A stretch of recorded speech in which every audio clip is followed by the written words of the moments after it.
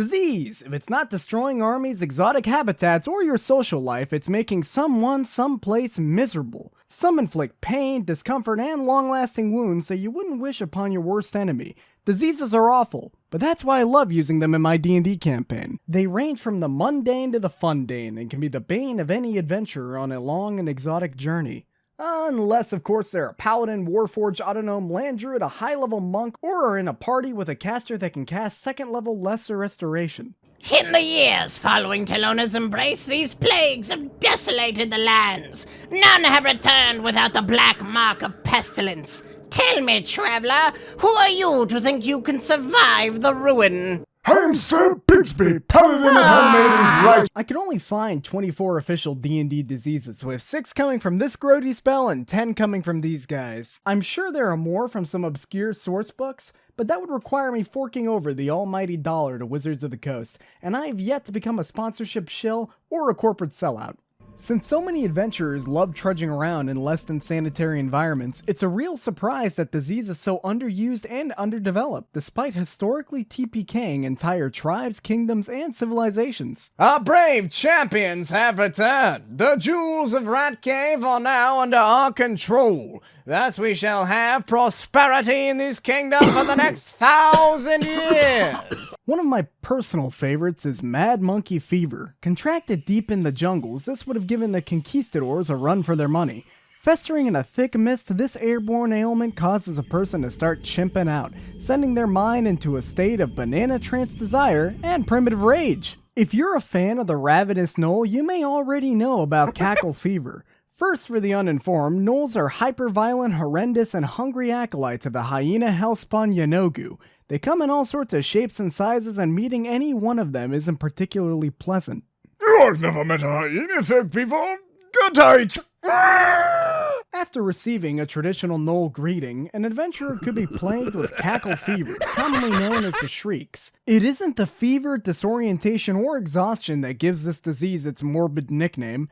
After contraction, whenever the victim gets into a high-stress situation, their mind is blasted with maddening hallucinations, causing them to enter a state of uncontrollable laughter. If your poor party members listen too closely, they may unintentionally get in on the joke. To me, this could have been the perfect disease, except for whatever reason you can't give it to gnomes. And I hate every last one of those pointy-hatted, bearded shorties, so personally it's a bit disappointing. If you're looking for something a little more Kafka-esque, there's always Sewer Plague, but why would you ever want to be that generic when you can throw these at them? You'll be right as rain. I've been drinking that since I was just an egg. If you say so. Uh-oh. If a bunch of small leeches are too gross for you to throw at your party, then maybe you'd settle for one really big leech. This is an Aboleth, a Lovecraftian lamprey with an irresistible charm. The Aboleth must get around because its slimy love handles are riddled with disease. Getting the slippery slap from an Aboleth causes a terrifyingly thalassophobic transformation.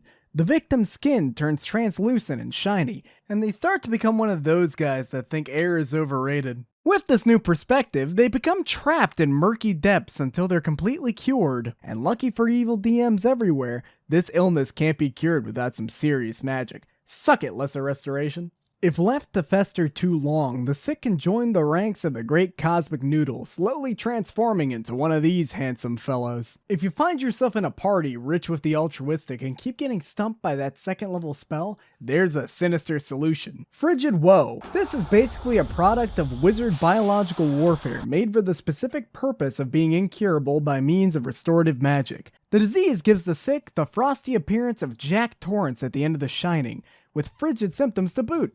It slows them down and ices them over until eventually getting so cold that they appear to be victims of the spicicle, leaving only an icy sculpture behind. The Mad Mage who conjured this war crime would make a fantastic antagonist for a future campaign, giving your players that age-old plague arc without having your dreams and aspirations destroyed by a second level spell.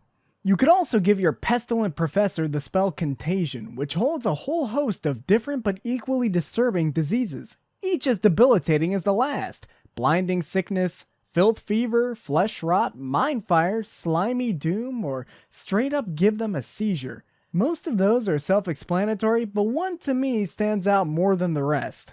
Your desecration of laws of nature has come to an end, Blight.